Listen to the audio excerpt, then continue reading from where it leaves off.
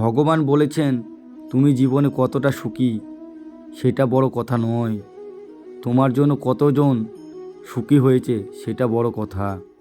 ভগবান যা দিয়েছেন সেটা নিয়ে সন্তুষ্ট থাকার সবসময় চেষ্টা করুন। ভেবে দেখবেন ভগবান আপনাকে যা দিয়েছেন সেইটুকু অনেক মানুষ পায়নি।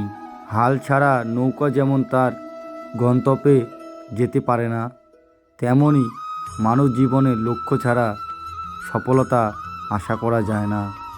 যার ঈশ্বরের কৃপার উপর ভরসা আছে আর নিজের কর্মের প্রতি বিশ্বাস আছে, সংসারের কোনো পরিস্থিতি তাকে পরিচালিত করতে পারবে না।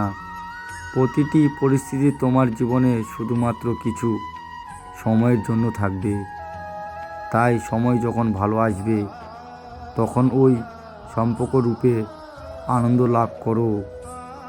যার যখন সময় খারাপ আসবে তখন মনে রেখো ঈশ্বর তোমার সঙ্গে আছেন, তিনিও তোমাকে জীবনে চলার পথ দেখাবে।